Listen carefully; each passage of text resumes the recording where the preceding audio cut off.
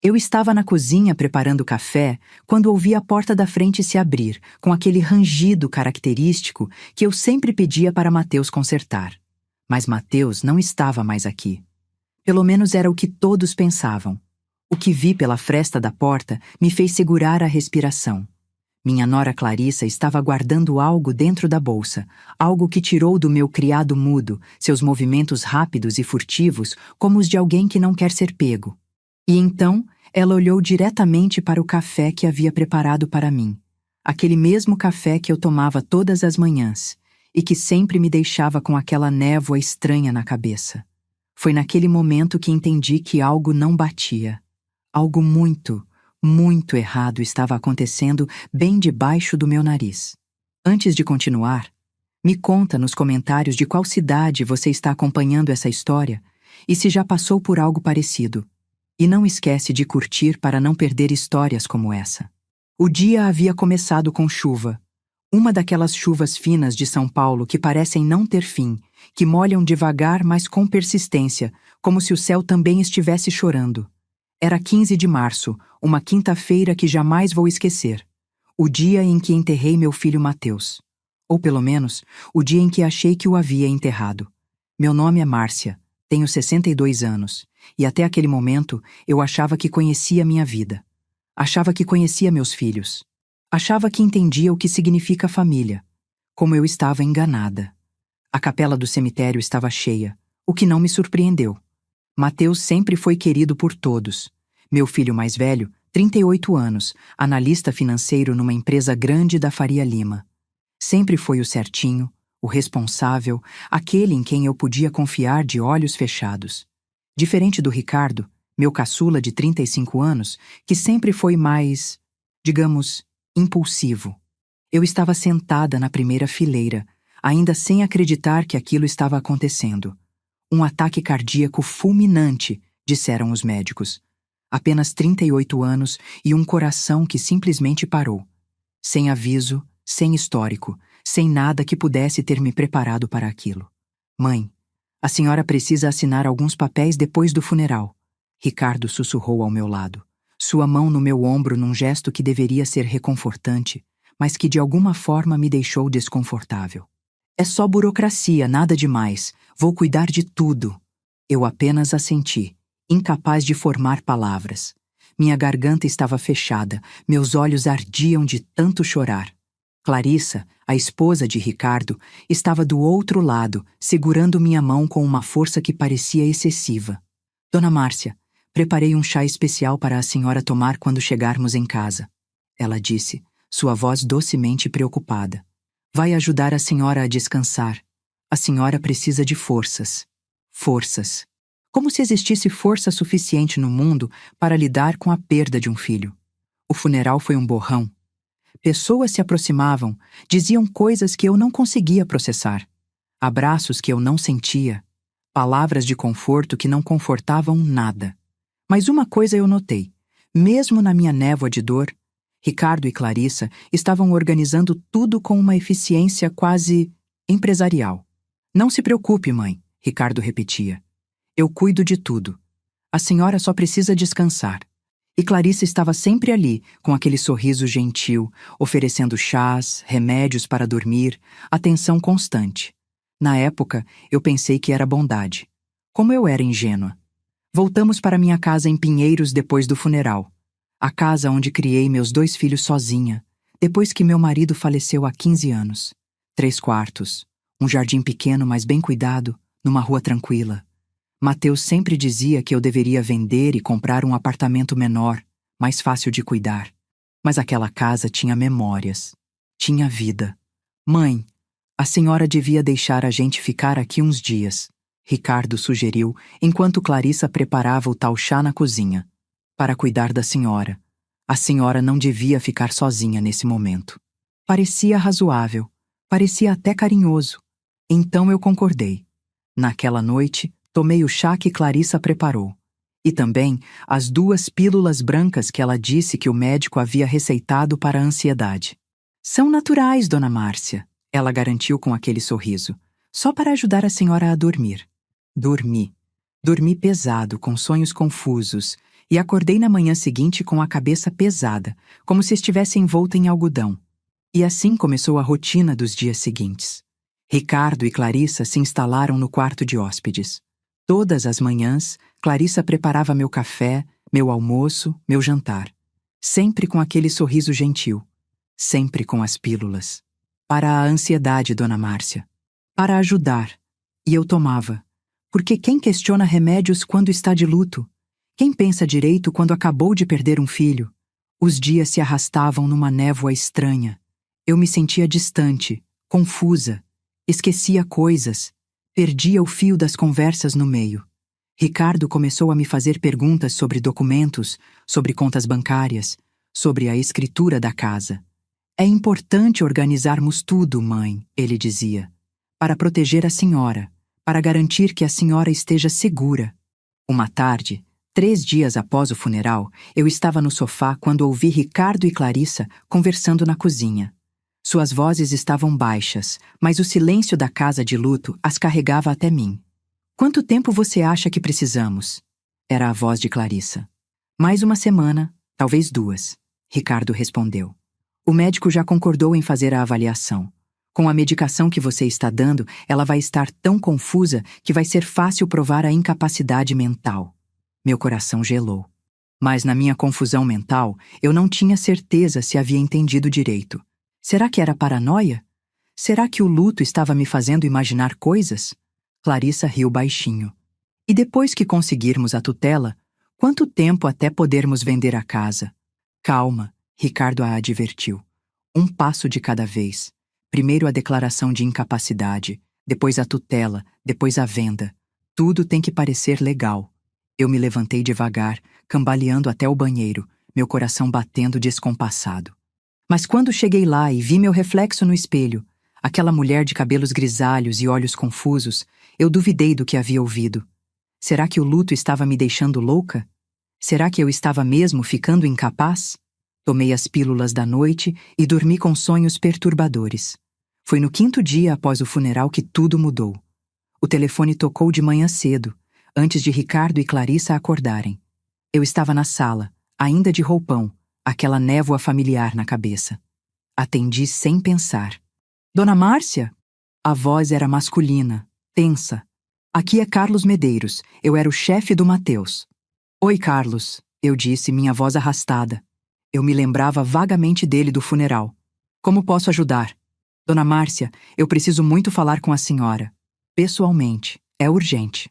Havia algo em sua voz que me deixou alerta, mesmo através da confusão. Mas, por favor, não mencione isso ao Ricardo ou à Clarissa. É extremamente importante. Por que o sigilo? Perguntei, sentindo um frio na espinha. Porque descobri algo que a senhora precisa ver. Algo sobre o Mateus. Algo sobre Ricardo. Ele fez uma pausa. Dona Márcia, pode se encontrar comigo hoje, às 14 horas, no meu escritório na Faria Lima? E, por favor, venha sozinha. Não conte a ninguém. Meu primeiro instinto foi dizer que não, que aquilo parecia estranho. Mas algo na urgência de sua voz me fez hesitar. Está bem, eu disse finalmente. Eu vou. E Dona Márcia, não tome nenhum remédio que a Clarissa esteja dando para a senhora hoje. Nenhum. Por favor, confie em mim. Ele desligou antes que eu pudesse perguntar o que aquilo significava. Fiquei olhando para o telefone na minha mão, sentindo algo mudar dentro de mim.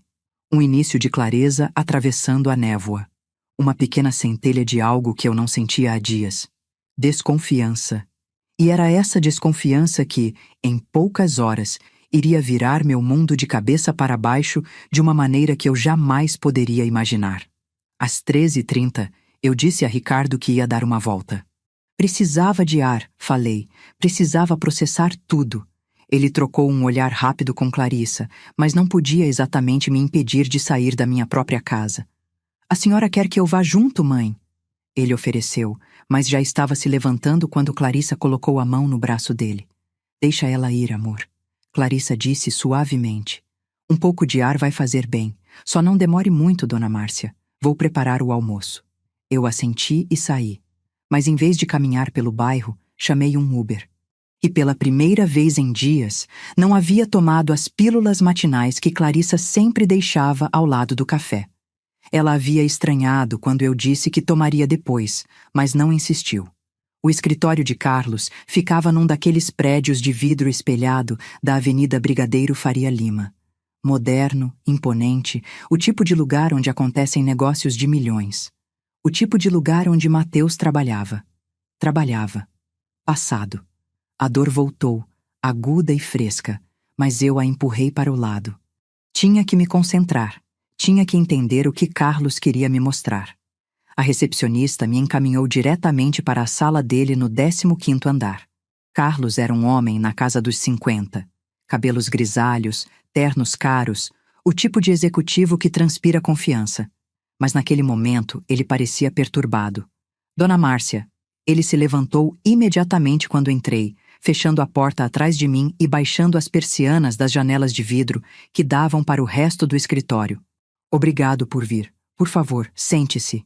O que está acontecendo, Carlos? Perguntei, e minha voz saiu mais firme do que eu esperava. Sem as pílulas, minha cabeça estava começando a clarear, como se uma névoa estivesse se dissipando lentamente. Ele se sentou atrás da mesa, juntou as mãos e me olhou com uma expressão que só posso descrever como peso. O peso de quem carrega um segredo terrível. Dona Márcia, o que eu vou te contar agora vai parecer impossível. Vai parecer loucura. Mas eu preciso que a senhora me escute até o fim. Pode fazer isso? Meu coração começou a acelerar. O que é? É sobre o Mateus? Sim, ele disse. Mas primeiro, preciso te mostrar algo. Ele virou o computador para mim, mostrando uma tela cheia de documentos digitalizados. Há 2 semanas, Mateus veio até mim muito preocupado. Ele havia descoberto que Ricardo estava com sérios problemas financeiros. Dívidas enormes com agiotas. Mais de 800 mil reais. Eu arquejei. 800 mil? Mas como? Jogo. Apostas online. Ricardo tem um problema sério de jogo, Dona Márcia. E quando as dívidas ficaram impagáveis, ele começou a planejar algo. Carlos clicou em outro documento. Mateus hackeou o computador do irmão e encontrou isto. Era um e-mail. De Ricardo para um advogado. E enquanto eu lia, senti o sangue congelar nas minhas veias. Preciso que prepare os documentos para a declaração de incapacidade mental da minha mãe. Ela tem 62 anos, está em estado depressivo após a morte recente do irmão e apresenta sinais claros de demência. Após obter a tutela, precisarei vender a propriedade dela rapidamente para quitar débitos urgentes.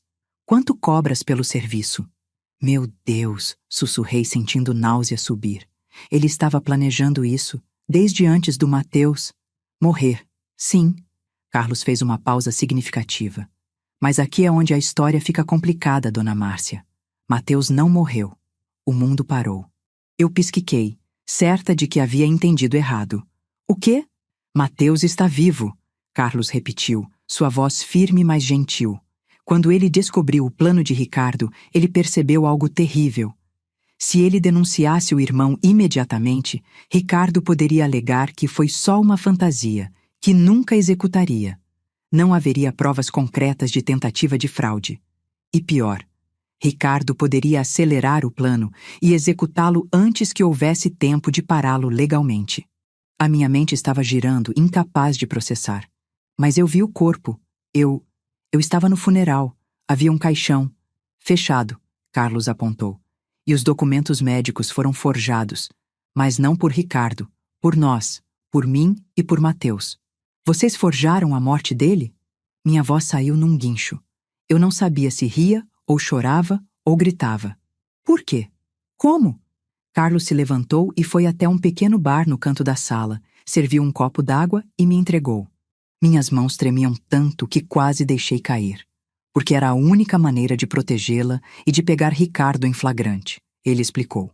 Pensa, Dona Márcia, com Mateus morto, Ricardo se sentiu livre para acelerar o plano. Ele e Clarissa se mudaram para sua casa, certo? Estão te dando remédios para te deixar confusa, certo? Como ele sabia? Sim, admiti. Pílulas brancas. Clarissa diz que são para a ansiedade. São sedativos pesados, provavelmente misturados com algo para causar confusão mental. Mateus previu que fariam isso. É parte do plano deles. Te deixar tão confusa que quando o médico corrupto que Ricardo contratou vier te avaliar, vai ser fácil alegar que você está com demência. As peças começaram a se encaixar na minha cabeça, cada uma delas me deixando mais chocada e mais furiosa. Mas por que não foram à polícia desde o começo? Exigi. Por que essa encenação toda? Porque precisávamos de provas concretas de tentativa de fraude, não apenas de intenção, Carlos explicou. E-mails podem ser negados, mas ações reais, documentos falsificados, tentativa comprovada de medicar fraudulentamente alguém, isso são crimes reais, com penas reais. Mateus queria garantir que Ricardo não escapasse com uma desculpa ou um bom advogado. Ele abriu uma gaveta e tirou um tablet, me entregando. Na tela havia fotos, dezenas delas. Ricardo entrando num escritório de advocacia duvidoso. Clarissa comprando remédios sem receita em 3 farmácias diferentes. Documentos com minha assinatura forjada. Como vocês conseguiram tudo isso? Perguntei atordoada. Mateus contratou um investigador particular e eu usei alguns contatos corporativos. Carlos se sentou de novo. Dona Márcia, seu filho passou as últimas 2 semanas escondido num apartamento que aluguei, coordenando tudo isso. Ele está bem. Ele está seguro. E ele está desesperado para ver a senhora, mas não podíamos arriscar até ter certeza de que a senhora estava segura. Ele está vivo. As palavras saíram como um sussurro, como uma oração. E então, pela primeira vez em 5 dias, eu chorei. Mas não eram lágrimas de dor. Eram lágrimas de alívio, de choque, de uma alegria tão intensa que doía. Eu posso vê-lo? Implorei. Por favor, eu preciso ver meu filho. Pode, Carlos prometeu. Mas primeiro, precisamos falar sobre o próximo passo. Por que, Dona Márcia, precisamos da sua ajuda para acabar com isso de uma vez por todas? Ele puxou uma cadeira e se sentou ao meu lado, sua expressão séria. Ricardo e Clarissa acham que estão no controle.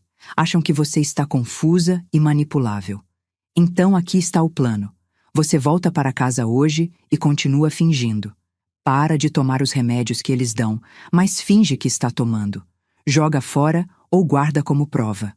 Finge confusão quando eles estão por perto, mas quando está sozinha, você documenta tudo. Documentar como? Perguntei, já sentindo uma determinação crescer dentro de mim. Uma raiva fria e calculada estava substituindo o choque.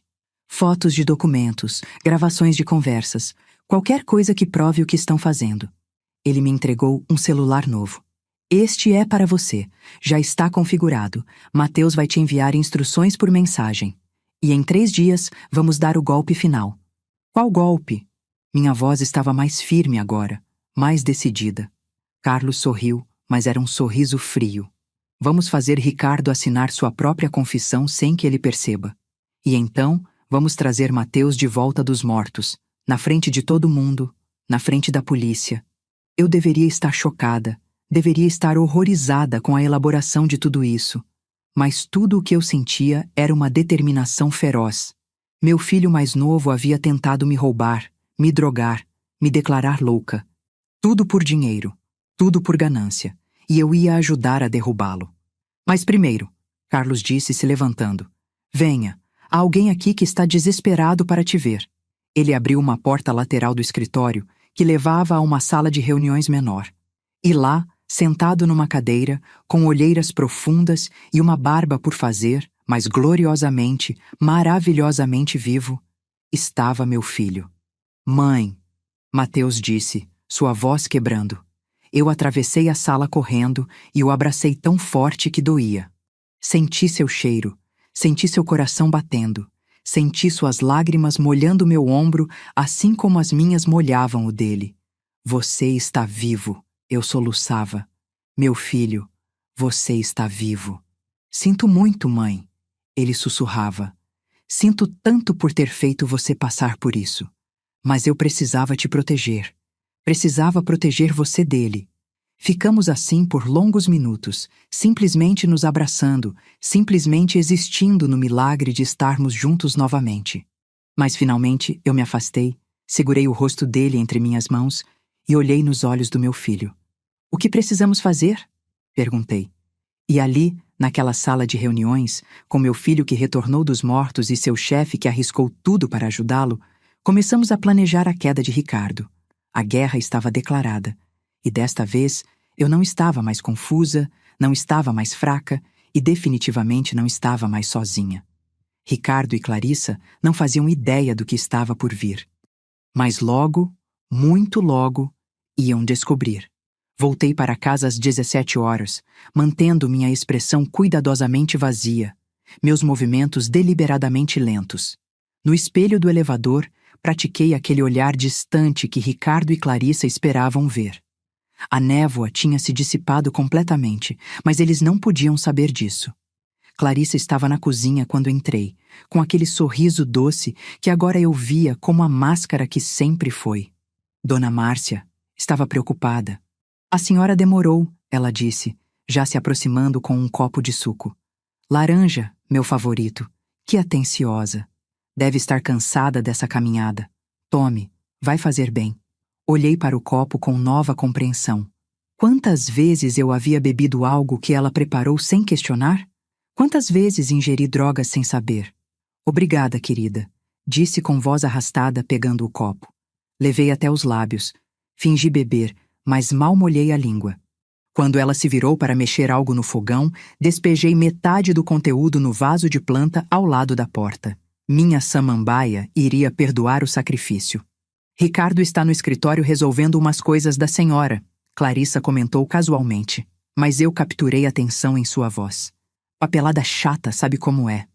Que filho atencioso eu tenho, murmurei, e não foi difícil injetar amargura real naquelas palavras.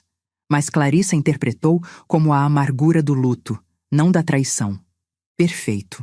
Subi para meu quarto com passos cuidadosos. Fechei a porta. E pela primeira vez em dias, realmente olhei ao redor. O que mais estava diferente? O que mais eles haviam mexido? Minha escrivaninha estava ligeiramente desarrumada. Gavetas que eu sempre mantinha organizadas tinham papéis fora de ordem. Meu notebook estava numa posição diferente. Eles haviam procurado algo. Ou pior, haviam encontrado. O celular que Carlos me deu vibrou no bolso. Uma mensagem de número desconhecido. Mãe, sou eu. Apague esta mensagem depois de ler. Esta noite, quando tiver certeza que estão dormindo, procure no escritório por uma pasta marrom. Ricardo tem guardado documentos lá. Fotografe tudo. Te amo. M. Meu coração se apertou lendo aquele te amo. Apaguei a mensagem, escondi o celular na gaveta de roupas íntimas, onde tinha certeza que Clarissa não ousaria mexer, e desci para o jantar. Ricardo estava na sala, ao telefone, mas desligou rapidamente quando me viu. Rápido demais. Mãe, como foi o passeio? Seu sorriso era largo, caloroso. Eu quis vomitar. Cansativo, respondi. Minha cabeça está tão confusa ultimamente. Mal me lembro de onde fui. Vi seus olhos brilharem. Satisfação. Ele estava satisfeito com minha confusão. É normal, mãe. É o luto. E o estresse. Ele se aproximou, colocou a mão no meu ombro. Aliás, consegui marcar uma consulta para a senhora com um neurologista. Amanhã às 15 horas. Só uma avaliação de rotina para garantir que está tudo bem. O médico corrupto. Tinha que ser. Preciso mesmo? Perguntei, injetando hesitação na voz. Eu me sinto tão cansada. Exatamente por isso, mãe. Clarissa entrou na conversa, trazendo pratos para a mesa. A senhora precisa de ajuda médica adequada. Estamos preocupados. A farsa deles era tão elaborada, tão cuidadosa. Se eu não soubesse a verdade, teria caído completamente. O jantar foi uma tortura de atuação. Cada garfada que eu levava à boca vinha acompanhada do medo de que tivessem misturado algo na comida também. Comi pouco, alegando falta de apetite. Mais uma vez, vi aquele lampejo de satisfação nos olhos de Ricardo. Depois do jantar, Clarissa trouxe as pílulas. 2 brancas, como sempre. Para ajudar a dormir, Dona Márcia. Coloquei ambas na boca, peguei o copo d'água, fingi engolir. Quando ela saiu, cuspi na mão e guardei no bolso. Mais provas. Às 21 horas, Me recolhi ao quarto. Ouvi Ricardo e Clarissa conversando em voz baixa na sala, mas não conseguia distinguir as palavras. Esperei e esperei. Às 23h30, os sons da casa finalmente cessaram. Mais 30 minutos, só por segurança. À meia-noite, desci as escadas no escuro, cada degrau um exercício de contenção respiratória. A porta do escritório, que antigamente era de Mateus, que ironia amarga, estava fechada.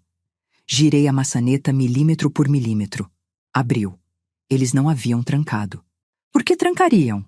Afinal, eu estava muito confusa para investigar qualquer coisa. Usei a lanterna do celular em modo mínimo. A escrivaninha de Mateus agora estava coberta de papéis de Ricardo. E lá, na prateleira inferior, exatamente onde Mateus disse que estaria, uma pasta marrom. Minha mão tremia quando a peguei. Dentro, havia documentos que me fizeram engasgar. Uma proposta de venda da minha casa, já preenchida, já com data, para ser executada em 3 semanas. Um laudo médico pré-escrito declarando que eu sofria de demência senil avançada e era incapaz de gerir meus próprios assuntos, datado de amanhã. O neurologista ia apenas assinar algo já escrito. Uma procuração com minha assinatura. Falsa, óbvio, mas bem feita. Dando a Ricardo controle total sobre minhas finanças. E o pior, um plano detalhado de como me internar numa clínica de repouso em Mogi das Cruzes. Local discreto, dizia nas anotações de Ricardo. Longe de amigos. Visitação controlada. Eles iam me trancar. Iam me drogar, me declarar louca, me trancar e roubar tudo que eu tinha. Fotografei cada página com mãos trêmulas de raiva. Cada documento, cada nota, cada número de conta bancária que Ricardo havia anotado. Estava tão absorta que quase não ouvi o assoalho rangendo no corredor. Congelei. Passos. Vindo em minha direção. Rapidamente recoloquei tudo na pasta, desliguei o celular e me movi para trás da porta bem quando ela começou a abrir. Você viu meu celular? Era a voz de Clarissa sonolenta. Acho que deixei aqui quando... Ela acendeu a luz. Eu estava ali, exposta, sem como explicar minha presença. Clarissa me viu. Seus olhos se arregalaram. Mas então, algo milagroso aconteceu em meu cérebro. Anos de experiência maternal, de fingir para os filhos pequenos, de teatro improvisado, vieram à tona. Mateus, murmurei, olhando para o nada com olhos desfocados. Mateus, você está aí? Clarissa relaxou imediatamente. Não era suspeita. Era demência. Dona Márcia, ela disse em voz baixa, condescendente. Mateus não está aqui. Vamos voltar para o quarto? Eu ouvi ele me chamando. Insisti, deixando minha voz quebrar. Ele disse que precisava me mostrar algo. Era só um sonho. Clarissa me pegou pelo braço, gentil, mas firme. A senhora estava sonâmbula. Venha, vou te levar de volta. Me deixei ser guiada, arrastando os pés, murmurando sobre Mateus. No meu quarto, Clarissa me ajudou a deitar e trouxe mais uma pílula, para ajudar a voltar a dormir. Desta vez, pressionei a língua contra o céu da boca, quando fingi engolir. Quando ela saiu, cuspi novamente. Deitada na cama no escuro, ouvi ela contar a Ricardo sobre o episódio. Ela está piorando mais rápido que pensamos. A voz de Clarissa vinha pelo corredor. Falando com fantasmas, sonâmbula. Perfeito, Ricardo respondeu. O médico vai adorar ouvir isso amanhã. Torna o laudo ainda mais crível. Eles riram. Riram da minha suposta loucura. Riram da facilidade com que estavam me destruindo. Mas eu tinha as fotos, tinha as provas. E tinha algo que eles não tinham. Um filho que realmente me amava, vivo e planejando a vingança deles. Nos dias seguintes, me tornei uma atriz melhor do que jamais pensei ser possível. Fingia confusão em momentos estratégicos. Esquecia conversas que havíamos tido minutos antes. Perguntava sobre Mateus como se ele ainda estivesse vivo. Cada performance doía, mas era necessária. E enquanto isso, eu documentava tudo. Fotografei os remédios que Clarissa me dava. Mandei para Mateus, que os fez analisar. Sedativos pesados, alguns nem aprovados para uso em idosos. Gravei conversas. O celular que Carlos me deu tinha um aplicativo de gravação que ativava com um único toque. Peguei Ricardo discutindo com um agiota ao telefone, sua voz desesperada ao negociar mais tempo para pagar. Encontrei extratos bancários que ele havia imprimido e deixado no lixo. Suas dívidas eram ainda piores do que Mateus tinha descoberto. Mais de R$1 milhão agora. Cassinos online, apostas esportivas, até empréstimos com agiotas que cobravam juros de 15% ao mês. Ele estava desesperado, e pessoas desesperadas fazem coisas terríveis. Na véspera da consulta com o neurologista, Mateus me mandou mensagem.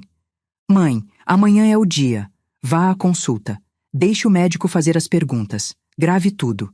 Agimos no dia seguinte. Te amo. Aguenta firme. Mal dormi naquela noite.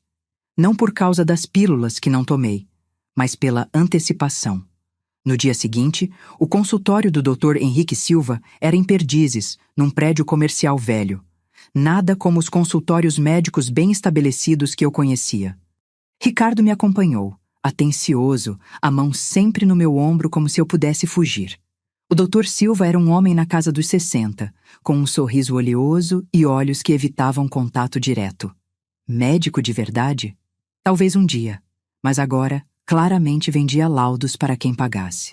Dona Márcia, vou fazer algumas perguntas simples, ele disse, já com uma prancheta e aquele laudo pré-escrito que eu havia fotografado. Que dia é hoje? O celular no meu bolso estava gravando. Ricardo estava sentado atrás de mim, pensando que estava supervisionando. Não sabia que estava testemunhando sua própria queda. Terça, respondi hesitante. Era quinta. E em que ano estamos? 2020. Estávamos em 2024. Quem é o presidente do Brasil? Dei um nome de presidente de uma década atrás. Vi o Dr. Silva assinando o laudo sem nem terminar as perguntas. Ricardo havia pago bem. Dona Márcia apresenta sinais claros de demência senil avançada, ele declarou, como se recitasse de cor. Recomendo fortemente tutela legal imediata e consideração de institucionalização para sua própria segurança. Obrigado, doutor, Ricardo disse, e na sua voz eu ouvi vitória. Mas a vitória dele durou apenas mais um dia, porque na manhã seguinte, Carlos Medeiros ligaria para mim, na frente de Ricardo, com uma urgência que não poderia ser ignorada. E o castelo de mentiras de Ricardo estava prestes a desmoronar sobre sua cabeça. Era sexta-feira, 22 de março, exatamente uma semana após o funeral de Mateus. Eu estava na cozinha, fingindo mexer distraidamente o café que Clarissa havia preparado, e que eu não ia beber, quando meu celular tocou. O novo, que eles não sabiam que existia, estava escondido. Mas meu celular antigo, aquele que usava normalmente, tocou alto na mesa. Ricardo e Clarissa, que estavam comendo torradas, olharam imediatamente. Quem seria tão cedo? Clarissa comentou, com aquele tom casual que era estudado demais para ser genuíno. Olhei para a tela. Carlos Medeiros. Parte do plano. É o antigo chefe do Mateus, disse, genuinamente confusa. Não era difícil fingir confusão sobre esta ligação específica. Por que ele estaria ligando? Atende, mãe, Ricardo disse, mas vi tensão em seus ombros. Alto viva, para podermos ouvir se for importante. Atendi, colocando no viva voz. Alô? Dona Márcia, bom dia. Aqui é Carlos Medeiros. Sua voz estava urgente, profissional. Sinto incomodá-la, mas precisamos que a senhora venha ao escritório hoje. É sobre os pertences e pendências do Mateus. Não pode esperar? Perguntei. Eu me sinto tão cansada. Infelizmente não, senhora. Há questões legais que precisam ser resolvidas esta semana. Documentos que precisam de sua assinatura. Uma pausa. E algumas coisas pessoais do Mateus que achei que a senhora gostaria de ter. Senti lágrimas reais me enchendo os olhos com a menção de coisas pessoais. Mesmo sabendo que era teatro, a dor ainda era genuína. Eu posso ir sim, disse. Ótimo. Às 14 horas? E Dona Márcia? Como são documentos importantes, seria bom trazer alguém da família. O Ricardo pode acompanhá-la?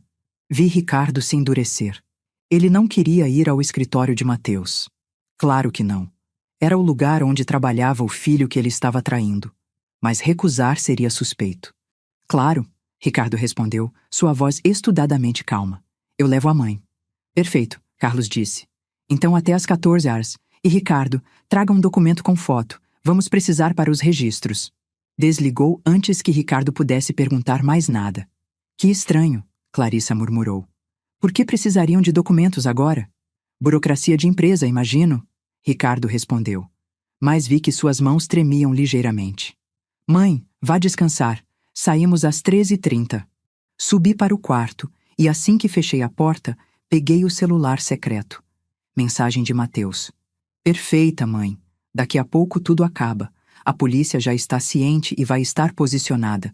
Ricardo não tem saída desta vez. Te vejo logo. Seja forte. As horas se arrastaram. Tomei um banho longo, me vesti com cuidado, escolhi uma blusa azul que Mateus sempre disse que ficava bonita em mim. Se hoje era o dia em que eu o veria ressuscitar publicamente, queria estar apresentável. Às 13h30, Ricardo me buscou. Ele dirigia meu carro. Quando foi que autorizei isso? E estava inusitadamente quieto no caminho. Suas mãos no volante estavam brancas de tão apertadas. Mãe! Ele disse quando estávamos na metade do caminho. Você confia em mim, certo? A pergunta era tão absurda que quase ri, mas mantive a compostura. Você é meu filho. Respondi e deixei a ambiguidade pairar. Não era resposta para a pergunta. É só que tem muita gente querendo se aproveitar de você agora. Pessoas que vão tentar convencer a senhora de coisas, fazer a senhora assinar documentos. Ele me lançou um olhar rápido. Promete que não assina nada sem eu ver primeiro? Por que eu assinaria algo sem você ver? Perguntei genuinamente curiosa sobre até onde ia sua audácia. Exatamente. Ele pareceu aliviado. A senhora está certa. Eu só quero proteger a senhora. Proteger meu dinheiro, você quer dizer? Pensei amargamente. O prédio da Faria Lima surgia à nossa frente, aquele gigante de vidro que refletia o céu de março. Ricardo estacionou e percebi que suas mãos tremiam ao desligar o carro. Vamos, disse, mas sua voz estava tensa. No elevador, eu estava calma. Estranhamente calma. Talvez fosse choque, ou talvez fosse a certeza de que finalmente, a verdade viria à tona. No 15º andar, a recepcionista nos conduziu à sala de reuniões, não ao escritório de Carlos. Era uma sala grande, com uma mesa longa, paredes de vidro, mas com as persianas fechadas e muitas cadeiras. Muitas mesmo. Por que tantas cadeiras para uma simples entrega de documentos? Carlos estava lá, de pé, com um terno impecável, mas não estava sozinho. Havia outras 3 pessoas que eu não conhecia. 2 homens e uma mulher, todos em ternos escuros, todos com aquela postura que grita autoridade. E havia mais uma pessoa, sentada de costas para a porta, numa cadeira no canto da sala. Ricardo entrou na frente e parou abruptamente. Quem são essas pessoas? Ricardo, Dona Márcia, por favor, sentem-se. Carlos indicou cadeiras. Sua voz estava diferente, mais dura, mais fria. Olha, se é sobre os pertences do Mateus, podíamos resolver isso de forma mais simples. Ricardo começou, mas um dos homens de terno se adiantou. Senhor Ricardo Almeida? Ele mostrou uma identificação. Polícia Civil. Delegado Furtado, por favor, sente-se. Temos algumas perguntas. O rosto de Ricardo ficou branco. O quê? Polícia? Que história é essa? Sente-se, o delegado repetiu, e desta vez não era um pedido. Ricardo se sentou lentamente, seus olhos pulando de Carlos para os policiais, para mim. Mãe, você sabia disso? Antes que eu pudesse responder, a pessoa que estava sentada de costas se levantou e se virou. O mundo parou. Ricardo emitiu um som que era meio grito, meio arquejo. Algo entre horror e impossibilidade. Porque lá, vivo, saudável, realmente presente, estava Mateus. Oi, Ricardo, meu filho mais velho disse, sua voz gelada. Surpreso em me ver? Ricardo se levantou, cambaleando, derrubando a cadeira. Suas mãos foram para o rosto, como se pudesse apagar a visão. Não é possível. Você está morto. Eu vi. O funeral. Vi um caixão fechado. Mateus corrigiu. Viu documentos falsos, viu o que permitimos que visse. Permitimos? Ricardo soltou uma risada histérica. Isso é loucura. Você forjou sua própria morte? Por quê? Mateus deu um passo à frente, e pela primeira vez vi raiva real em meu filho sempre ponderado. Porque você ia destruir a mãe. Porque você ia drogar ela, declará-la louca, roubar tudo dela e me matar. Matar? Eu nunca... Ricardo começou. A dívida de 1,2 milhão com o Morcego e o Sérgio Ramos. Mateus interrompeu. E vi Ricardo empalidecer ao ouvir os nomes. Agiotas que não perdoam dívidas, que usam métodos violentos para cobrar. Você realmente achou que eu não descobriria que eles te deram um ultimato? Pagar até o fim de março, ou eles viriam atrás da família? O delegado puxou uma pasta e começou a espalhar papéis na mesa. Temos registros de ameaças, senhor Ricardo. O senhor foi visto se encontrando com conhecidos criminosos. E temos gravações. Ele apertou play num gravador. A voz de Ricardo, distorcida pelo telefone, mas inconfundível. Preciso de mais tempo. Minha mãe tem uma casa que vale 2 milhões. Vou conseguir o dinheiro, só precisam de mais um mês. E a resposta, uma voz áspera que me fez arrepiar. Seu irmãozinho é o problema. Ele é protegido demais da velha. Se ele sair do caminho, você tem sua chance. E então Ricardo, meu filho Ricardo, respondendo. E se eu garantir que ele saia do caminho? Senti Billy subir. Você planejou machucar o Mateus? Ricardo se virou para mim e em seus olhos vi desespero. Não, mãe, não foi assim. Eu só estava ganhando tempo. Eu nunca faria nada com o Mateus. Eu só precisava que ele parasse de se meter. Se meter em me proteger, eu disse, e minha voz saiu mais dura do que pretendia. Carlos se adiantou. Quando Mateus descobriu as ameaças, percebeu que não tinha tempo para uma ação legal lenta. Os agiotas dariam apenas mais 2 semanas. Então ele veio até mim com um plano. Se ele morresse, Ricardo ficaria livre para acelerar o esquema de roubo, mas também ficaria sem a desculpa de que estava sendo forçado.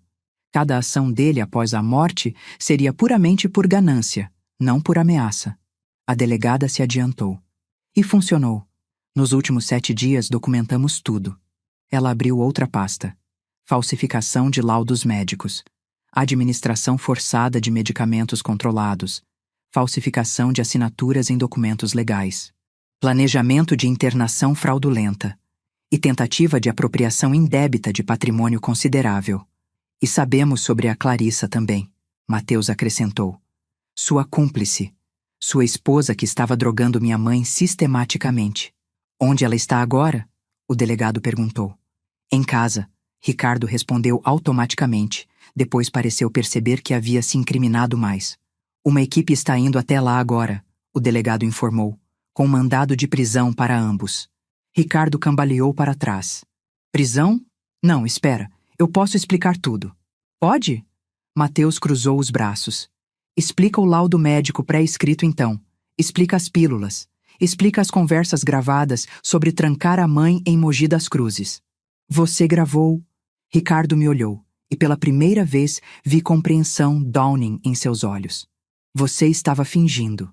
A confusão, o esquecimento. Você estava fingindo. Igual você estava fingindo preocupação, retruquei. Ele deu um passo em minha direção. Mãe, eu estava desesperado. As dívidas, os agiotas iam me matar. Iam machucar a Clarissa. Eu não tinha escolha. Sempre há escolha, eu disse, e senti lágrimas escorrendo. Você podia ter pedido ajuda, podia ter sido honesto. Eu teria te ajudado, Ricardo, mas você escolheu me trair, escolheu me drogar, escolheu fingir que seu irmão morreu e usar meu luto para me manipular. Dona Márcia, o delegado disse gentilmente. A senhora tem os remédios que foram administrados? Tirei do bolso o saquinho com todas as pílulas que havia guardado na última semana, dezenas delas, todas que ela me deu desde o funeral. Vamos analisar. Ele pegou o saquinho com luvas. Mas, pelo que já sabemos da consulta com o neurologista, isso vai adicionar mais acusações. Ricardo afundou na cadeira, o rosto nas mãos. Eu arruinei tudo. Eu arruinei tudo. Sim, Mateus disse simplesmente. Arruinou. Um policial que estava na porta falou no rádio, depois se virou para o delegado. Senhor, a esposa foi detida, está sendo trazida para a delegacia. Ricardo soluçou. Um som horrível, quebrado. Clarissa, vai se juntar a você em breve, o delegado disse. Ricardo Almeida, você está preso por falsificação de documentos, administração não autorizada de substâncias controladas, tentativa de fraude e conspiração para cometer apropriação indébita. Tem o direito de permanecer calado. Os direitos Miranda se desenrolaram, mas eu mal ouvia. Estava olhando para Ricardo, meu filho caçula, sendo algemado, vendo-o chorar, vendo o momento em que tudo desmoronou.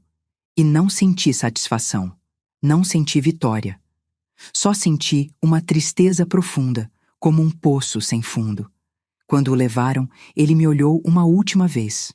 Mãe, eu sinto muito. Não respondi. Não podia. A porta se fechou atrás dele e, de repente, a sala estava muito quieta. Mateus se aproximou e me abraçou. Acabou, mãe. Acabou. Mas eu sabia que não. Não realmente. Porque o que vem depois da traição? Como você reconstrói uma família quando um filho tentou destruir outro?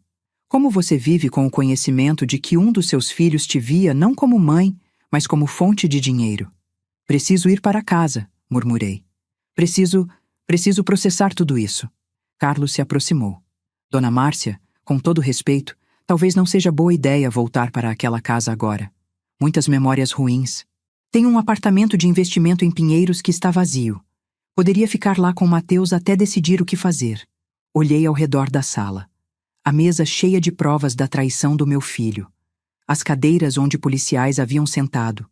O lugar onde Ricardo havia sido preso. Preciso vender aquela casa, disse de repente. Não posso mais viver lá. Não depois disso. Vamos cuidar disso, Mateus prometeu. Mas agora, vamos sair daqui. Você precisa descansar. De verdade descansar, sem drogas, sem manipulação. Me deixei ser guiada para fora. Nos dias seguintes, muita coisa aconteceria. Depoimentos, processos, decisões. Mas naquele momento, tudo o que eu queria era meu filho vivo ao meu lado, e distância do filho que havia me traído. O que eu não sabia, entretanto, era que a história de Ricardo estava longe de terminar. E que anos depois, eu me encontraria frente a frente com uma escolha impossível. Perdoar o imperdoável ou perder outro filho definitivamente. Mas isso vem depois. Os 3 meses seguintes foram um turbilhão de delegacias, advogados e realidades que eu jamais imaginei enfrentar. Mateus e eu nos mudamos para o apartamento que Carlos generosamente ofereceu. 2 quartos, 10º andar, vista para o parque. Era moderno, impessoal, mas seguro. E mais importante, não tinha memórias de traição impregnadas nas paredes. Coloquei minha casa à venda. Foi uma corretora chamada Silvia quem pegou o caso, uma mulher eficiente de 40 e poucos anos que não fez perguntas sobre por que eu queria vender tão rápido. O mercado estava bom, ela disse. Com aquela localização em Pinheiros, seria vendida em questão de semanas. Ela estava certa. 42 dias depois do dia em que Ricardo foi preso, a casa foi vendida por 1,8 milhão. Menos do que valia. Mas eu não me importava. Queria distância. O processo legal contra Ricardo e Clarissa se desenrolava com a velocidade glacial que caracteriza o sistema judiciário brasileiro. Mas desta vez, tínhamos a sorte da evidência esmagadora. Havia as gravações, os remédios, os documentos falsificados, o testemunho do falso neurologista, que fez um acordo com a promotoria para testemunhar contra Ricardo em troca de pena reduzida. A advogada que o governo me designou era a doutora Patrícia Andrade, uma mulher na casa dos 50 com cabelos curtos e uma determinação feroz. Na nossa primeira reunião, ela espalhou todas as provas na mesa. Dona Márcia, com este volume de evidências, eles não têm defesa, ela disse. A questão não é se serão condenados, mas por quanto tempo. Quanto tempo você acha? Mateus perguntou. Ele estava sempre ao meu lado nessas reuniões. Minha rocha, meu suporte. Ricardo está enfrentando múltiplas acusações. Falsificação, fraude, administração de substâncias controladas. Estou estimando entre 6 a 8 anos. Clarissa, por ser cúmplice, mas não a mentora, talvez 3 a 5. Números. Anos das vidas deles transformados em números. E quanto ao morcego e ao Sérgio Ramos? Perguntei. Os agiotas que estavam ameaçando Ricardo? Doutora Patrícia sorriu com satisfação. Ah, essa é a parte boa. Com Ricardo cooperando e fornecendo informações, a polícia conseguiu desmantelar toda a operação deles. Ambos foram presos por agiotagem, ameaça, extorsão e estão conectados a pelo menos 2 homicídios não resolvidos. Eles não vão ver a rua tão cedo. Então Ricardo estava cooperando, fornecendo informações, tentando reduzir sua pena. Fazia sentido, logicamente. Mas emocionalmente, parecia apenas mais uma traição. Traindo os criminosos para salvar a própria pele, assim como havia me traído para pagar dívidas. Durante esses meses, Ricardo e Clarissa ficaram presos. Não havia fiança para crimes dessa natureza com evidências tão claras. Eles me enviaram cartas. Dúzias delas. As cartas de Clarissa eram patéticas. Alegações de que Ricardo a havia manipulado, que ela não sabia o quão errado era, que tinha medo dele. Todas mentiras transparentes. Rasguei cada uma sem terminar de ler. As cartas de Ricardo eram diferentes, complexas. As primeiras eram cheias de desculpas, de autopiedade, de tentativas de me fazer sentir pena dele. Você não entende a pressão que eu estava sentindo, ele escreveu numa. Os agiotas iam me matar, mãe. Eu estava desesperado. Joguei essas fora também. Mas então, por volta da 6ª semana de prisão, o tom mudou. Uma carta chegou que era diferente. Mãe, não espero que leia isso. Não espero que responda. Mas preciso escrever. Fiquei 3 dias olhando para a parede da minha cela, tentando entender como cheguei aqui. Como o filho que você criou se transformou em alguém capaz de fazer o que fiz. Não vou te dar desculpas. As dívidas, os agiotas, o desespero, nada disso justifica ter drogado você. Ter planejado te trancar. Ter usado sua dor pela morte do Mateus para te manipular. Isso foi cruel de uma forma que não tem perdão. Mas quero que saiba uma coisa. O arrependimento é físico. Ele dói no peito. Ele me acorda às 3 da manhã e me faz chorar no silêncio da cela. Ele me faz querer voltar no tempo e tomar cada decisão diferente. Mas não posso. O que está feito, está feito. Vou pagar pelo que fiz. Anos da minha vida, como deveria ser. E quando sair, se sair, vou passar o resto da vida tentando ser metade do homem que você merecia ter como filho. O homem que Mateus sempre foi e que eu nunca consegui ser. Não estou pedindo perdão. Só estou pedindo que, talvez daqui muitos anos, você possa olhar para trás e ver que eu mudei. Ver que a prisão não foi só punição, mas transformação. Não me responda. Só viva bem. Você merece. Ricardo. Li aquela carta 3 vezes. E então, pela primeira vez desde a prisão dele, chorei de verdade. Não de raiva, não de traição, mas de pura devastadora tristeza pelo filho que eu perdi. Pelo filho que nunca seria quem poderia ter sido. Mateus me encontrou chorando na cozinha, a carta na mão. Ele te escreveu de novo? Havia dureza em sua voz. Mateus não havia perdoado. E não sei se algum dia perdoaria. Lê, passei a carta para ele. Ele leu em silêncio, suas mandíbulas apertadas. Quando terminou, amassou a carta. São só palavras, mãe. Palavras bonitas de alguém que quer reduzir a pena. Talvez, concordei. Mas e se não for? Então ele terá o resto da vida para provar, do lado de lá das grades. O julgamento foi marcado para maio. 2 meses de preparação, de reuniões com a promotoria, de revisar depoimentos. Doutora, Patrícia me preparou para o que esperar. Ricardo e Clarissa provavelmente alegariam culpa para tentar um acordo e reduzir a pena. E quanto à restituição? Perguntei numa reunião. O dinheiro que Ricardo me devia? As dívidas de jogo dele consumiram tudo que ele tinha, doutora Patrícia explicou. O apartamento onde ele e Clarissa moravam estava alugado.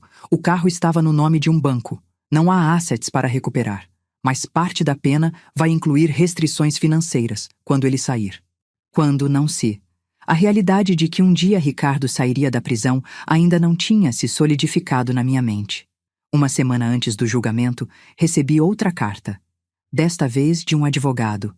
Dr. Henrique Barros representava Ricardo e tinha uma proposta. Se eu fizesse uma declaração pública perdoando Ricardo e pedindo leniência, ele poderia conseguir uma pena reduzida. Talvez 4 anos em vez de 6 ou mais. Ele está usando você até o fim, Mateus disse quando leu a carta. Até da prisão ele tenta te manipular. Mas era manipulação? Ou era um filho desesperado tentando qualquer coisa para reduzir seu tempo no inferno que ele mesmo criou? Não respondi ao advogado. Não tinha resposta para dar. O dia do julgamento chegou numa segunda-feira nublada. O Fórum Criminal era um prédio imponente no centro, com corredores que ecoavam passos e sussurros. Mateus segurou minha mão quando entramos. A sala de audiência era menor do que eu esperava. Ricardo e Clarissa estavam sentados lado a lado na mesa de defesa, de costas para a galeria. Quando entramos, Ricardo se virou. Ele havia emagrecido, muito. Sua pele estava pálida, seu cabelo mais curto, os olhos fundos. Pareciam ter se passado anos, não meses. Quando nossos olhos se encontraram, ele tentou sorrir. Foi a coisa mais triste que já vi. Clarissa também se virou. Mas seu rosto era duro, ressentido. Ela não estava quebrada como Ricardo. Estava furiosa. O juiz, doutor Fernando Costa, era um homem sério na casa dos 60. Conduziu o processo com eficiência clínica. Leu as acusações. Eram muitas. Falsificação, fraude, administração forçada de substâncias, tentativa de apropriação indébita, conspiração. O advogado de Ricardo se levantou. Meu cliente gostaria de declarar culpa em todas as acusações, Excelência, e pede a leniência da Corte, considerando sua cooperação com as autoridades no desmantelamento de uma operação criminosa de agiotagem. A advogada de Clarissa fez o mesmo, ambos culpados, sem julgamento, apenas sentenciamento. Dona Márcia Almeida está presente? O juiz perguntou. Doutora Patrícia me cutucou. Levantei. A senhora gostaria de fazer uma declaração de impacto da vítima? Não havia preparado nada, mas de repente palavras vieram. Sim, Excelência. Minha voz tremeu, mas continuei. Meu filho Ricardo tentou me destruir, me drogar, me trancar, roubar tudo que tenho. Usou meu luto pelo que achei que foi a morte do meu outro filho para me manipular. E faria pior se não fosse impedido.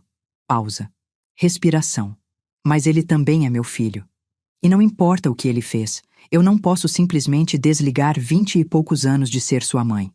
Então o que eu quero da corte? Justiça. Ele precisa pagar pelo que fez. Mas também espero que um dia ele saia daquela prisão uma pessoa melhor do que entrou. Sentei. Mateus apertou minha mão. Doutora. Patrícia assentiu a aprovação. O juiz fez anotações. Depois olhou para Ricardo. O réu gostaria de falar antes da sentença? Ricardo se levantou lentamente. Sim, Excelência. Sua voz era rouca. Não tenho desculpas. O que fiz foi imperdoável. Mas quero que minha mãe saiba que o arrependimento é real e que vou passar cada dia provando que posso mudar. Ele se sentou. O juiz deliberou por exatos 5 minutos. Depois anunciou. Ricardo Almeida, considerando a gravidade e a natureza premeditada dos crimes, mas também sua cooperação com as autoridades, sentencio você a 6 anos de prisão em regime fechado, passível de progressão para semiaberto após cumprimento de 1/3 da pena, condicionado a bom comportamento. 6 anos. Meu filho ia passar 6 anos preso. Clarissa Santos, sentencio você a 3 anos de prisão em regime fechado, com mesmas condições de progressão. 3 anos para ela. A martelada final ecoou. Está encerrado. Guardas vieram buscar Ricardo e Clarissa. Antes de sair, Ricardo olhou para mim uma última vez. Seus lábios formaram "sinto muito". E então ele se foi. Saí do tribunal sem olhar para trás. Acabou, Mateus disse no carro. Finalmente acabou. Mas olhando pela janela, vendo São Paulo passar em sua vastidão indiferente, eu sabia que não estava acabado. Estava apenas começando um novo capítulo. Mais difícil, mais complexo. O capítulo de aprender a viver com as cicatrizes. Vendi a casa. Comprei uma pequena propriedade na praia, em Búzios. Mateus continuou trabalhando em São Paulo, mas visitava toda semana. Começamos de novo, ele e eu. Reconstruímos o que Ricardo quase destruiu. Mas as cartas continuaram chegando. Uma por mês, durante os primeiros 2 anos. Ricardo escrevia sobre a prisão, sobre os programas de reabilitação que estava participando, sobre a terapia que finalmente estava fazendo para seu vício em jogo, sobre os livros que lia, as aulas de educação que assistia. Eu lia cada uma. Às vezes respondia com 1 ou 2 linhas, outras vezes não respondia, mas lia. Clarissa parou de escrever após 6 meses. Sua última carta foi amarga, culpando Ricardo por tudo, dizendo que ia se divorciar dele assim que saísse. Pelo menos ela foi consistente até o fim. Nunca assumiu responsabilidade real. Mas Ricardo estava mudando. Eu podia sentir nas cartas. Não era manipulação. Era algo mais profundo. Uma carta específica 2 anos após o início da pena. Mãe, tem um programa aqui na prisão onde presos ensinam outros presos. Matemática, português, o básico. Me inscrevi para ensinar matemática. Lembra quando você me ajudava com lição de casa quando eu era pequeno? Você sempre dizia que matemática era sobre padrões, sobre lógica, sobre encontrar ordem no caos. Eu nunca realmente entendi até agora.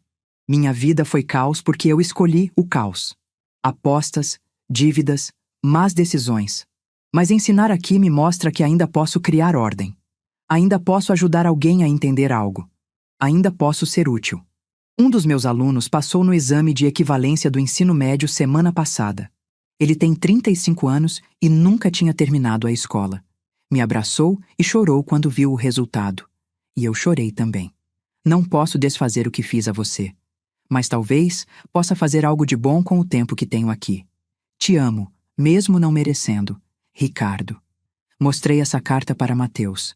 Ele a leu em silêncio, sua expressão impenetrável. O que você acha? Perguntei. Acho que ele está tentando, Mateus admitiu relutantemente. Mas tentar não apaga o que foi feito. Não, concordei. Mas talvez seja um começo. Os anos passaram. Vendi minha participação em algumas ações. Investi em imóveis para alugar. Tinha renda suficiente para viver confortavelmente em Búzios, com Mateus ajudando quando necessário. Conheci outras mulheres na praia, formei um círculo de amigas, encontrei uma espécie de paz, mas sempre havia Ricardo, em segundo plano. Nas cartas mensais, nas notícias que Mateus às vezes trazia. Ricardo foi promovido a tutor educacional da prisão. Ricardo completou um curso de contabilidade. Ricardo está ajudando outros presos a gerir suas finanças e evitar dívidas. 3 anos se passaram, e então veio a carta que mudou tudo. Mãe, meu advogado disse que posso solicitar progressão para regime semiaberto. Com bom comportamento e os programas que participei, é provável que seja aprovado. Semiaberto significa que poderei trabalhar fora durante o dia, mas volto para dormir num centro de ressocialização. É um passo em direção à liberdade. Mas antes de solicitar, preciso falar com você. Preciso saber se você está confortável com isso. Sei que parece absurdo eu pedir sua permissão. O juiz decidiu meu tempo, não você.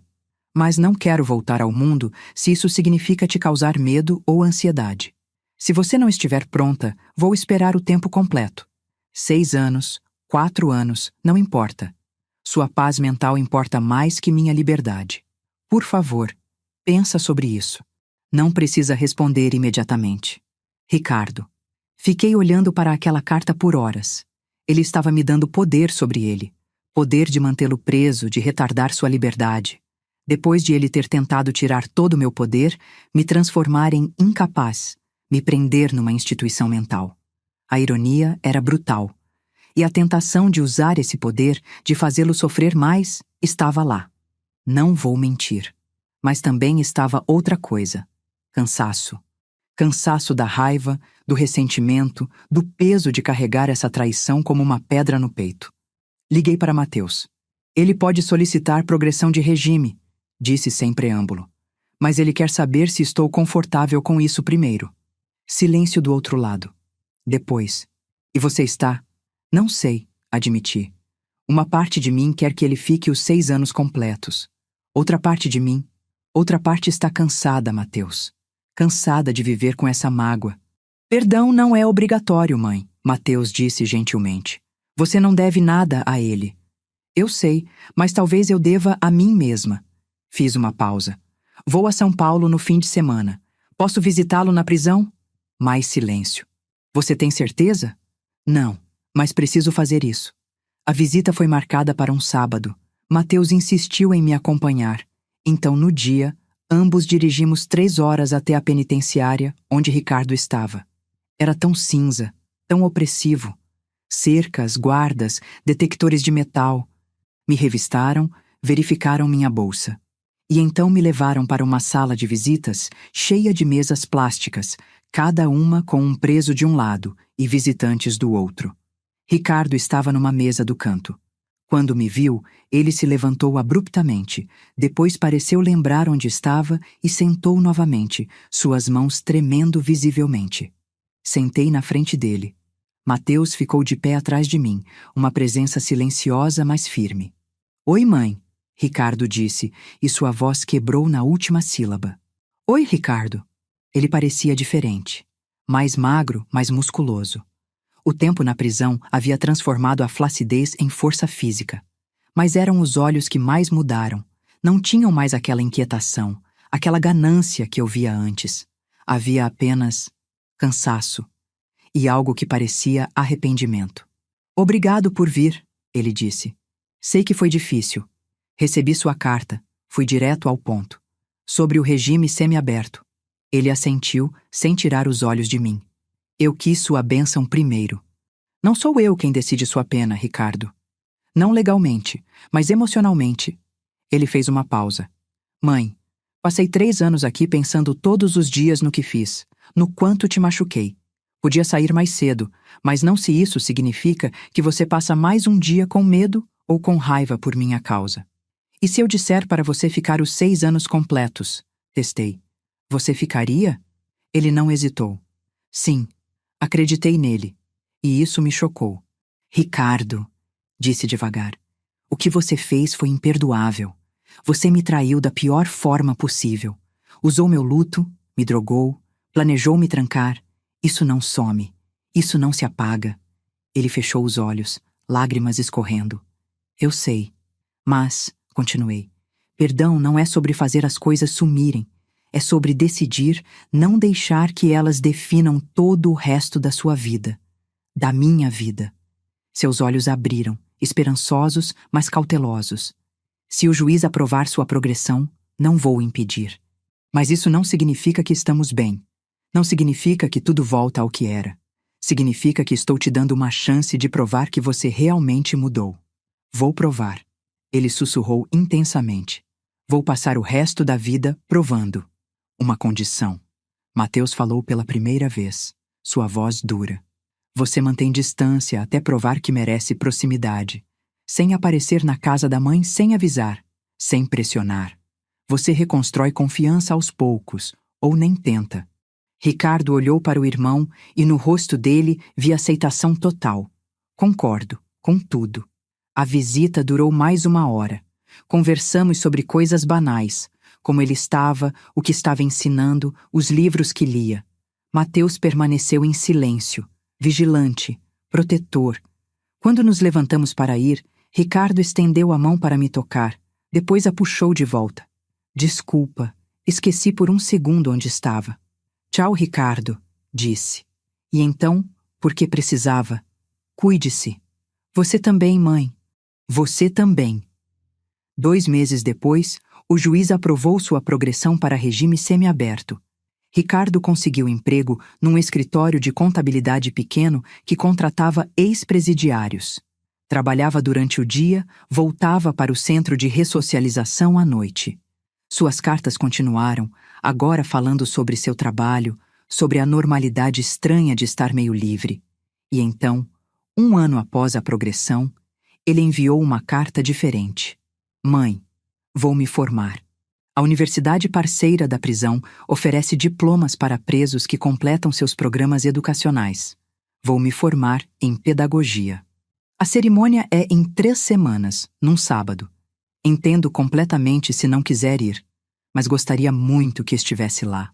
É um começo pequeno de reconstruir quem eu sou. E você? Você é a razão de eu querer reconstruir. Ricardo. Mostrei a carta para Mateus. Desta vez, sua reação foi diferente, mais suave. Você quer ir? Ele perguntou. Sim, respondi, e percebi que era verdade. Sim, eu quero. A formatura foi numa sala modesta dentro do complexo prisional. Havia 30 formandos, todos em roupas simples, mas limpas. Suas famílias enchiam as cadeiras, esposas, filhos, pais, irmãos. Pessoas que não desistiram. Ricardo estava na 3ª fileira. Quando me viu entrar com Mateus, seu rosto inteiro se iluminou. Não com vitória, mas com esperança pura. Quando chamaram seu nome, ele subiu ao palco e recebeu o diploma. E eu, sentada naquela sala numa prisão, cercada por famílias quebradas que estavam tentando se reconstruir, chorei. Chorei pela perda, pela traição, pela dor, mas também pela possibilidade, pela pequena, frágil possibilidade de redenção. Depois da cerimônia, tivemos alguns minutos para falar. Você veio? Ricardo disse, segurando o diploma como se fosse feito de ouro. Vim, confirmei. Estou orgulhosa de você, Ricardo. Isso aqui, apontei para o diploma. Isso é real. Isso é você mudando. Ele soluçou, me abraçou rapidamente antes que guardas pudessem intervir. Obrigado, por não desistir completamente de mim. Famílias não desistem, disse. Elas se machucam, se quebram, mas se houver chance de cura, tentam. Aquele foi o ponto de virada, não de perdão completo. Isso levaria anos, mas de possibilidade. De uma passarela estreita sobre o abismo que nos separava. Ricardo ainda tinha 1 ano no regime semiaberto, depois mais condições a cumprir. Mas lentamente, aos poucos, ele estava voltando. Não como o filho que era, mas como uma pessoa diferente. Melhor? Apenas o tempo diria. E eu? Eu estava aprendendo que perdão não é um evento único. É uma série de escolhas pequenas, diárias, de optar pela paz em vez da raiva. Era difícil. Deus, como era difícil. Mas era possível. E por agora, possível era suficiente. 2 anos se passaram desde aquela formatura. Ricardo cumpriu o regime semiaberto, depois progrediu para aberto. Agora vivia em seu próprio apartamento pequeno em Osasco. Trabalhava full-time como contador e, aos sábados, voluntariava ensinando matemática financeira para jovens em situação de risco.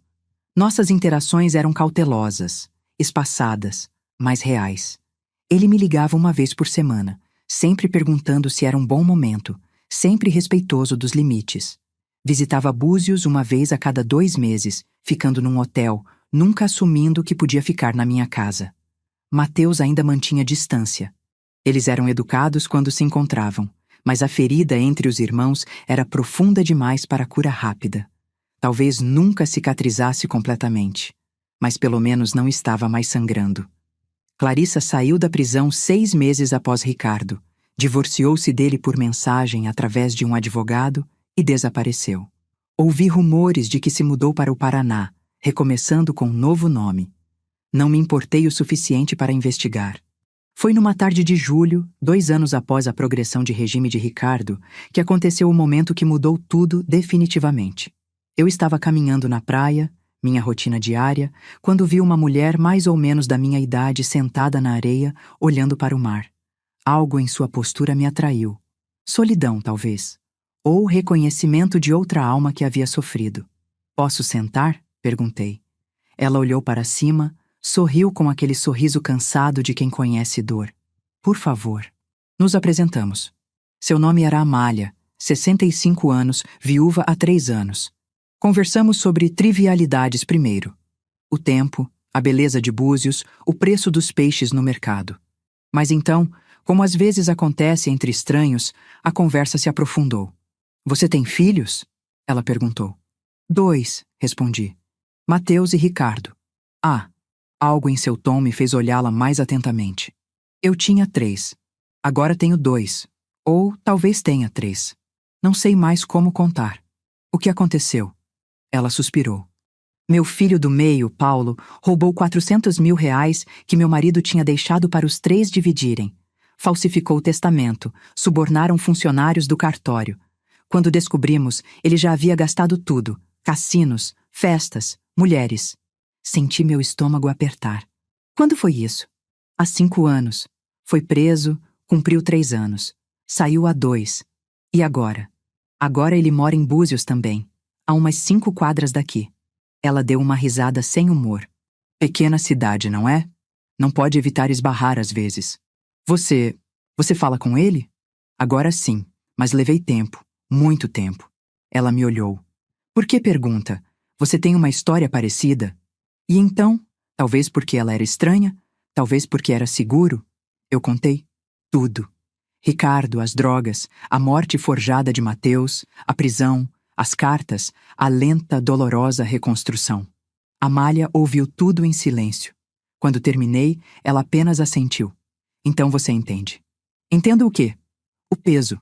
De amar alguém que te machucou profundamente, de querer perdoar, mas não conseguir esquecer, de ter que escolher todo dia entre raiva e paz. Como você escolheu? Perguntei. Como chegou ao ponto de falar com seu filho novamente? Percebi que a raiva estava me matando mais que a ele, ela disse simplesmente. Percebi que ele já estava sendo punido, pela prisão, pela culpa, pela perda da família. E percebi que eu tinha que escolher. Queria passar o resto da minha vida amargurada ou queria tentar encontrar paz? E encontrou? Paz? Não totalmente. Talvez nunca encontre completamente, mas encontrei algo melhor. Aceitação. Aceitação de que ele fez algo terrível. Aceitação de que nunca será o filho que era. Mas também aceitação de que ele está tentando, genuinamente, ser melhor. Ficamos sentadas em silêncio por um tempo, ouvindo as ondas. Meu outro filho, Gabriel, cortou contato completamente com Paulo. Amália continuou. Não os culpo. O que Paulo fez quebrou a família, mas eu não podia cortar mais um pedaço de mim. Já perdi meu marido, não podia perder outro filho, mesmo que seja um filho falho e quebrado. Seu filho mais velho fala com Paulo? Às vezes, é tenso, superficial, mas é algo. Ela se levantou, limpando a areia das roupas. Não tem resposta certa aqui, Márcia.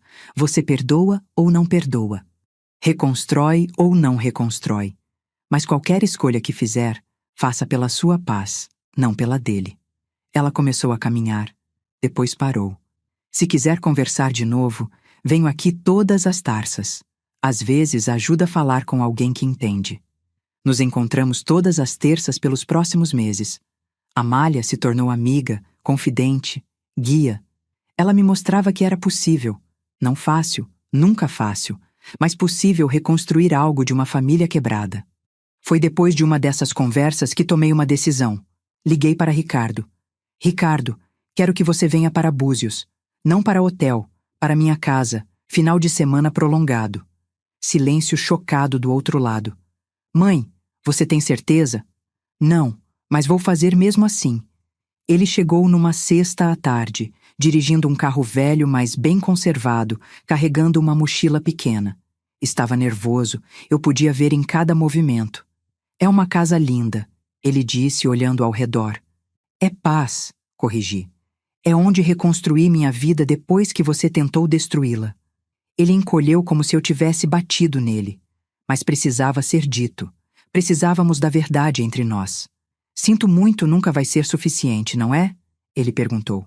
Não, mas ação consistente ao longo de anos talvez seja. Aquele fim de semana foi estranho, tenso, mas também foi quase normal. Cozinhamos juntos, ele aprendeu a cozinhar na prisão. Assistimos um filme, caminhamos na praia, conversamos sobre sua vida agora, seu trabalho, os jovens que ele ensinava. E falamos sobre o passado. Não evitamos, não fingimos que não aconteceu. Por que jogo? Perguntei numa tarde, quando estávamos sentados no deck vendo o pôr do sol. Quando começou? Ele demorou para responder. Na faculdade.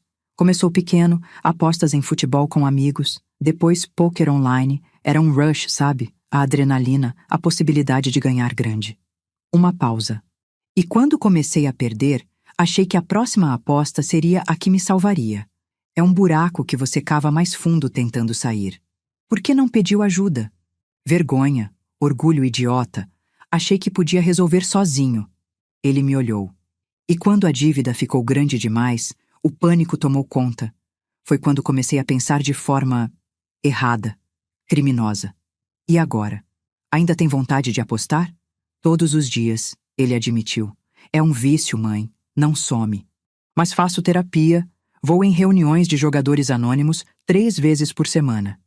Tenho um patrocinador que ligo quando a vontade fica forte e trabalho com um terapeuta financeiro que monitora cada centavo que ganho para garantir que não escorregue de novo.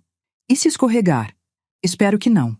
Mas, se escorregar, ele engoliu seco. Espero ter força para pedir ajuda antes de fazer algo destrutivo de novo. No domingo, quando ele estava indo embora, fiquei na porta o observando colocar a mochila no carro. Ricardo, chamei. Ele se virou. Isso não significa que esqueci. Não significa que confio completamente. Eu sei. Mas significa que estou disposta a tentar. Devagar. Muito devagar. Seu sorriso foi pequeno, mas real. Devagar é mais do que mereço. Provavelmente. Mas é o que eu posso dar. Ele assentiu, entrou no carro e foi embora. E eu fiquei ali, sentindo algo que não sentia há anos quando pensava em Ricardo. Esperança. Frágil, cautelosa, mas real. Nos meses seguintes, as visitas se tornaram mais frequentes. Ricardo vinha 1 vez por mês. Ligávamos semanalmente. E lentamente, muito lentamente, algo se reconstruía. Mateus ainda lutava com isso. Numa das suas visitas, tivemos uma conversa difícil. Mãe, você está deixando ele voltar muito rápido, ele disse, preocupação evidente. Rápido? Olhei para ele. Mateus, foram quase 5 anos desde que ele foi preso. Isso não é rápido. Mas o que ele fez foi terrível, imperdoável em muitos sentidos. Mas Mateus, fiz uma pausa, escolhendo palavras com cuidado. Você fingiu sua própria morte, me deixou sofrer. Era pelo bem maior, eu entendo, mas ainda foi dor que você me causou. Ele recuou como se tivesse sido esbofeteado. Eu estava te protegendo. E causou dor fazendo isso. Dor que eu perdoei porque entendi seu propósito. Segurei seu rosto. Não estou comparando o que você fez com o que Ricardo fez. São totalmente diferentes. Mas estou dizendo que perdão é complexo. E que às vezes temos que dar às pessoas chance de provar que mudaram. E se ele não mudou? E se é tudo manipulação de novo? Então eu lido com isso. Mas não posso viver minha vida em constante suspeita. Já fiz isso. É exaustivo. Mateus suspirou. Eu só não quero ver você machucada de novo. Eu sei. E te amo por isso. Sorri. Mas talvez seja a hora de você também considerar dar uma chance ao seu irmão. Não para esquecer, mas para tentar coexistir. Foi 1 ano depois, no meu aniversário de 68 anos, que aconteceu algo que eu nunca pensei que veria.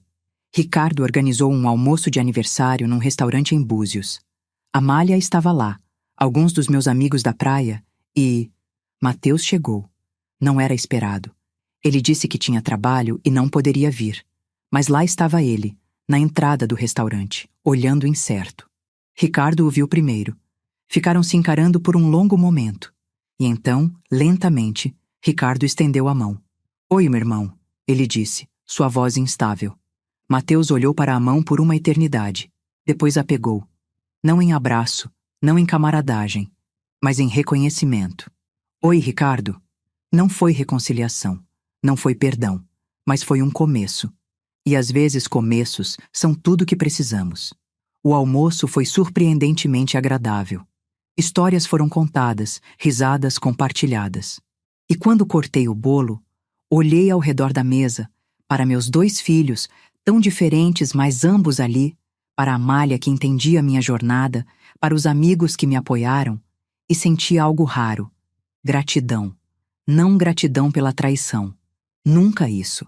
Mas gratidão por ter sobrevivido, por ter encontrado força quando pensava não ter mais, por ter 2 filhos que, à sua maneira imperfeita, estavam tentando.